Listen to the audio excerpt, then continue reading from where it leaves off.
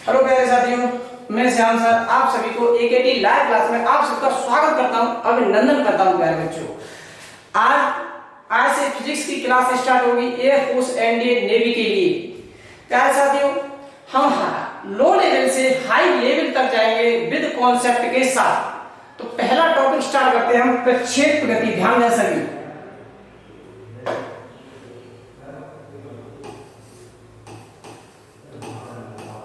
प्रक्षेप गति। प्रक्षेप गति को जानेंगे प्यारे बच्चों, पहले समझो प्रक्षेप गति क्या होती है। पहले डायग्राम बनाएंगे, उसके बाद कॉन्सेप्ट समझेंगे। ध्यान देना डायग्राम पर सभी। देख,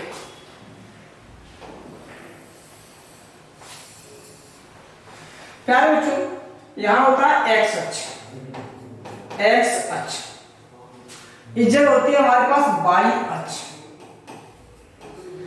जब एक्स अक्ष और वाई अक्ष की बात कर रहे हैं हम, तो हमने देखा कि एक्स अक्ष है क्या, एक्स अक्ष है क्या। तो हमने ये जाना पहले बच्चों, ध्यान दें, कोई भी बॉल मैंने इस जगह रख दी।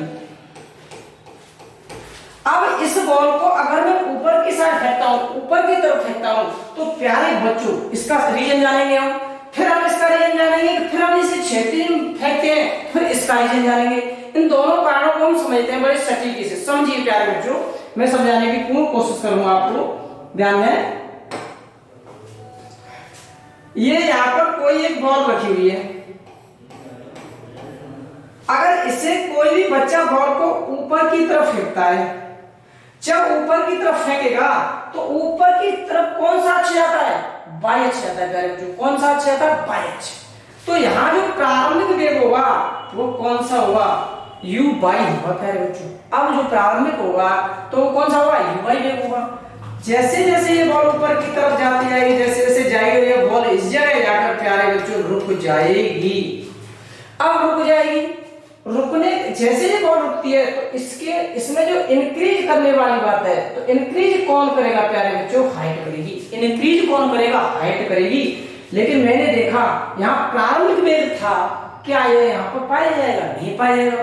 तो ये यहाँ पर क्या हो जाएगा प्यारे बच्चों? अंतिम वेग हो जाएगा। अंतिम वेग क्या हो जाएगा? जीरो हो जाएगा। अरे बाप रे बाप, ये अंतिम वेग जीरो कैसे हुआ? इसे भी जानना बहुत जरूरी है। तो प्यारे बच्चों, जितना हमने फोर्स लगाया था वो फोर्स हाइट के साथ साथ कम होता गया। तो हाइट बढ़ती गई और वेग कम होता गया। एक उच्चतम ऊंचाई पर जाकर वेग कितना हो गया प्यारे बच्चों? जीरो हो गया। यहाँ अधिकतम था तो यहाँ कितना हो गया? न्यूनतम हो गया। तो इसका मतलब है प्यारे बच्चों, ऊंचाई बढ़ी, ऊंचाई बढ़ने के साथ साथ वेग कैसा होता है? कम होता है। देख, मतलब ऊंचाई बढ़ने के साथ वेग क्या होगा? कम होगा। ठीक, सपोज करो यह बॉल इस जगह रुक गई। रुकने के बाद अब ये बॉल नीचे की तरफ आना शुरू करती है। बच्चा कैसे लपकेगा? लपकेगा नहीं। जब ये नीचे की तरफ आना शुरू करेगी तो ये अंतिम वेग है प्यारे बच्चों, वो मेरे पास क्या हो जाएगा? यहाँ गिरते समय प्रारंभिक वेग हो जाएगा। क्या हो जाएगा? प्रारंभिक वेग। जब और ये बॉल यहाँ आकर बच्चे ने अपने हाथों से कैच लपक लिया प्यारे बच्चों, लपक लिया उस बच्चे ने। तो हमने देखा कि जैसे जैसे बॉल नीचे आती गई वैसे वैसे वेग बढ़ता गया। तो यहाँ पर क्या हो जाएगा? अंतिम वेग हो जाएगा। अब यहाँ क्या कम होती है? हाइट कम हो रही है। हाइट क्या हो रही है? यहाँ पर कम, और यहाँ हाइट क्या बढ़ रही है? तो हाइट कम हो रही है, तो हमारे पास जो वेग है वो क्या इंक्रीज करेगा? बढ़ेगा प्यारे बच्चों, वेग बढ़ेगा। हाइट कम, वेग बढ़ा। हाइट इंक्रीज की तो वेग, जो वेग था वो डिक्रीज किया प्यारे बच्चों। कॉन्सेप्ट बड़ा सटीक समझाता हूं मैं यहाँ पर। अब हम बात करते हैं, हाइट है हमारे पास, दूसरे साइड में हमारे पास वेग है प्यारे बच्चों। मैंने वेग लिख दिया। हाइट बढ़ रही है तो वेग क्या होगा? कम होगा। हाइट घटती जाएगी तो वेग बढ़ता जाएगा। ये कॉन्सेप्ट समझ लो प्यारे बच्चों। अगर किसी वस्तु को ऊपर की साइड फेंकते हैं तो वो कौन से अक्ष पर? वाई अक्ष पर। इसका रीजन इससे कैसे समझो? जब हम यहां से ऊपर की तरफ चलना प्रारंभ करेंगे तो हमें क्या मिलेगा? हाइट मिलेगी। कौन मिलेगा? हाइट मिलेगी। जब हाइट मिलती है तो हाइट किस अक्ष पर मिलेगी? वाई अक्ष पर मिलेगी प्यारे बच्चों। इस बात को सटीक से समझ लो। वाई अक्ष पर हमें क्या मिलेगी? हाइट मिलेगी। जब हाइट बढ़ेगी तो वेग कम होगा और हाइट घटेगी तो वेग बढ़ेगा। ये सिंपल सी बात है, ये कॉन्सेप्ट हुआ क्लियर। अब हम जोड़ते हैं इससे, ध्यान दें। अब दूसरी बॉल बच्चा लेता है इस प्रकार से और इसे क्षैतिज में फेंकता है। अब जरा ध्यान दें, क्षैतिज की बात कर रहे हैं हम, तो क्षैतिज हमारे पास कौन सा अक्ष है? एक्स अक्ष है बच्चों। क्षैतिज कौन सा अक्ष है? एक्स अक्ष है। तो हम बिल्कुल समतल की बात करें, जब हम बात करेंगे क्षैतिज की, तो जो बॉल इधर से फेंकी जाएगी तो प्रारंभिक वेग जितना होगा उतना ही प्यारे बच्चों अंतिम वेग होगा। अब एक प्रारंभिक वेग होगा उतना ही अंतिम वेग होगा। अब यहाँ y नहीं लिखेंगे, अब यहाँ क्या लिखेंगे हम? x लिखेंगे। क्या लिखेंगे प्यारे बच्चों? x। क्यों? किस अक्ष की बात हो रही है? x अक्ष की बात हो रही है। अब यहाँ हमने देखा एक बिंदु से दूसरे बिंदु तक हम पहुंच गए प्यारे बच्चों। तो अब हम जानते हैं हमें डिस्प्लेसमेंट या डिस्टेंस प्राप्त हुई। अब डिस्प्लेसमेंट और डिस्टेंस यहाँ बात करेंगे तो यहाँ रेंज की बात करेंगे। किसकी बात करेंगे? रेंज की। तो हम कहेंगे यहाँ जो प्राप्त होगा प्यारे बच्चों क्या होगा? विस्थापन। और विस्थापन किसके बराबर होगा प्यारे बच्चों? परास। परास के बराबर होगा। परास को हम किससे रिप्रेजेंट करते हैं? r से। तो जो परास प्राप्त होगी वो हमें किस अक्ष पर होगी? x अक्ष पर प्राप्त होगी। किस अक्ष पर प्राप्त होगी? x अक्ष पर प्राप्त होगी। ये ध्यान रखना प्यारे बच्चों। लेकिन जितना वेग इस जगह ux है और उतना ही वेग ux यहाँ पर है, यहाँ अंतिम वेग है। तो हमने देखा कि प्रारंभिक वेग, मध्य वेग, अंतिम वेग सभी कैसे है? नियत। अब नियत तो है पर किस घटक में है? क्षैतिज घटक में। तो क्षैतिज गति ऊर्जा कभी नहीं बदलती है, लेकिन बदलती है तो कौन बदलती है प्यारे बच्चों? बाई एक्सिस डायरेक्शन वाली जो ऊर्ध्वाधर घटक होता है वो हमेशा चेंज होता है। ध्यान दें। आगे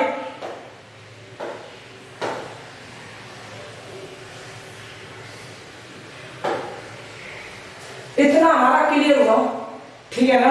अब आगे बढ़ते हैं प्यारे बच्चों, ध्यान दें।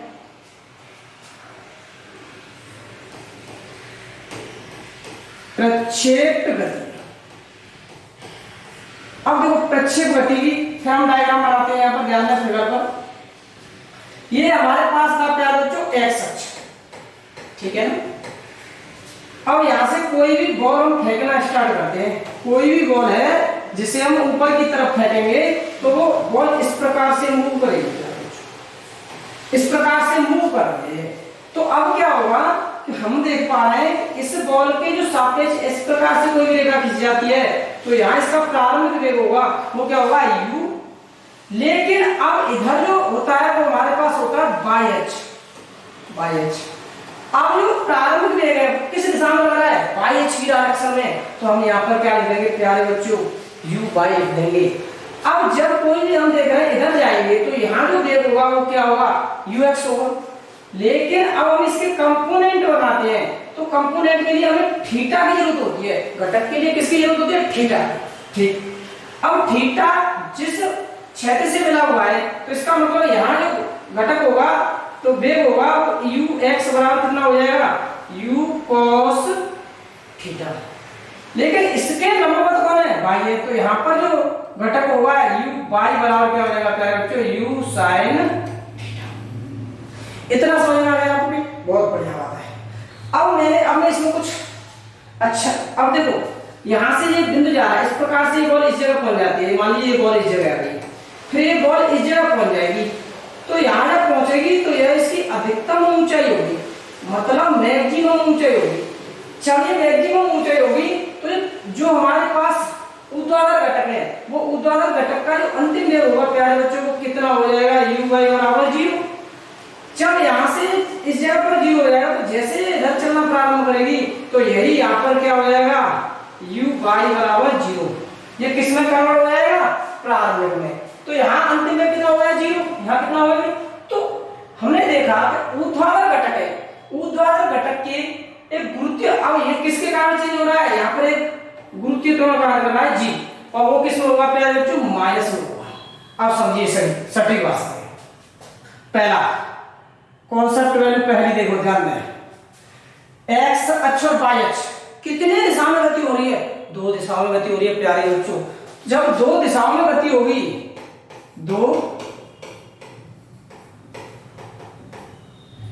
2 दिशाओं, कितने की दिशाओं में गति हो रही है? दो दिशाओं में। तो अब हम समझेंगे, जब हमने बात कर रहे हैं इसमें कितने दिशाओं में गति हो रही है, दो दिशाओं में, दो दिशाओं में।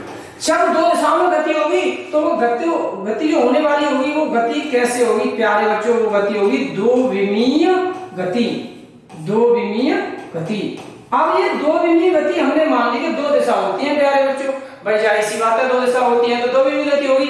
अब प्रॉब्लम आती है दो विमीय गति होती कहां पर है, तो जब होने की बात आएगी कि दो विमीय गति होती कहां पर है, तो प्यारे बच्चों हम कहेंगे समतल में, समतल में। दो विमीय गति हमेशा कहां होती है, समतल में होती है प्यारे बच्चों। जब गति समतल में होगी तो दो विमीय होगी। अब यहां से एक और बात ध्यान दें, अब यहाँ ऊर्ध्वाधर घटक है तो यहाँ जो गति होगी, जैसे ये क्षैतिज घटक है, अब यहाँ जो गति होगी वो हमारे पास कौन सी गति होगी प्यारे बच्चों, क्षैतिज गति होगी, क्षैतिज गति। अब ध्यान दें, ये क्षैतिज घटक है तो क्षैतिज गति होगी। जब हमने देखा यहाँ ये ऊर्ध्वाधर घटक है तो यहाँ जो गति होगी इस डायरेक्शन में, तो प्यारे बच्चों कौन सी गति होगी, ऊर्ध्वाधर, ऊर्ध्वाधर गति होगी। अब देखो ध्यान दो, बड़ा प्रॉब्लम, प्रॉब्लम क्या कहती है, क्षैतिज गति भी है, अरे बाबा, और यहाँ ऊर्ध्वाधर गति भी है। अब हमसे क्वेश्चन कहता है प्रक्षेप गति में दो प्रकार की गति होती है, क्षैतिज गति और ऊर्ध्वाधर गति, वो किस प्रकार की होती है। तो प्यारे बच्चों जब इन गतियों के बारे में, तो यह गति होगी वो स्वतंत्र गति होगी। कैसी गति होगी, स्वतंत्र। तो यहाँ गति होगी वो दो प्रकार की होगी प्यारे बच्चों, ध्यान देना। नंबर एक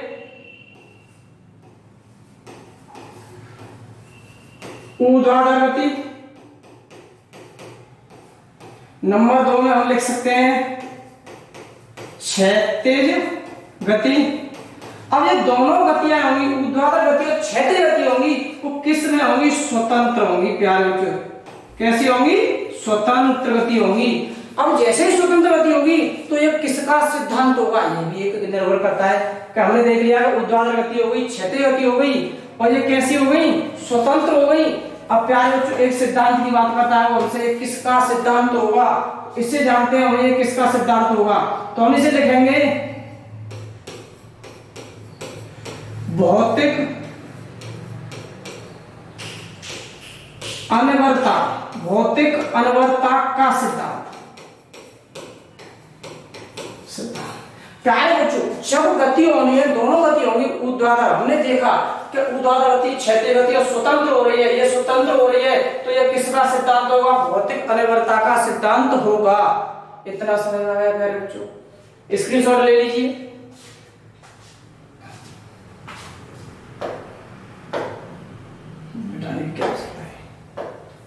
अब आगे देखिए, अब हमारे पास दो कंपोनेंट थे, एक तो दिशा थी हमारे पास एक्स अक्ष डायरेक्शन, एक्स अक्ष की दिशा थी,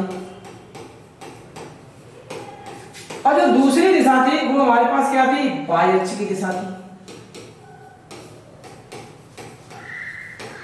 अब जरा ध्यान देना गौर से, जब प्यारे बच्चों मैंने देखा, मैंने पढ़ाया आपको आगे कि जब एक्स अक्ष की बात हो रही है, किसकी बात हो रही है, एक्स अक्ष की, और वाई अक्ष की बात हो रही है, तो इसमें तीन चीजें होती है, ध्यान देना। सबसे पहले बात करते हैं एक्स अक्ष की। जो एक्स अक्ष में जो वेग होगा, जो एक्स अक्ष का जो बात करेंगे, जो वेग होगा प्यारे बच्चों, वेग कितना हमारे पास, तो हम लिख देंगे यू एक्स बराबर यू कोस थीटा। लेकिन वाई अक्ष की बात करता है तो वाई अक्ष में कौन सा रहेगा प्यारे बच्चों, हमारे पास यू वाई बराबर यू साइन थीटा। भाई बढ़िया बात है तो कि यहाँ यू वाई। अब दूसरा जो पूछता है वो बात करता है हमसे एक्सेलरेशन की। जब एक्सेलरेशन पूछता है हमसे तो देखो ध्यान में, मैंने एक टॉपिक बताया कि जैसे जैसे हम इस प्रकार से मुड़ रहे हैं तो यहाँ एक त्वरण कार्य करता है, तो यह केवल वाई अक्ष में कार्य करता है। वाई अक्ष में कार्य कौन सा त्वरण कार्य कर रहा है, माइनस के जी, और ये कौन सा होता है, गुरुत्वीय त्वरण होता है। इसी गुरुत्वीय त्वरण के कारण इसके मोशन में, इसकी गति में परिवर्तन होता है प्यारे बच्चों। तो यहां हम कह सकते हैं यहाँ पर जो त्वरण होगा वो माइनस के जी होगा, और यहाँ जो त्वरण होगा वो कितना होगा, जीरो होगा। कितना होगा प्यारे बच्चों, जीरो होगा। अब आगे देखते हैं। अब हमने देखा कि एक्स अक्ष का जो विस्थापन है, वो किसे निरूपित करता है? तो देखो सबसे पहली स्लाइड में आ जाइए। मैंने यहाँ पर पढ़ाया आपको एक्स अक्ष की डायरेक्शन में, तो मैंने बताया था कि विस्थापन होता है वो किसे प्रदर्शित करता है?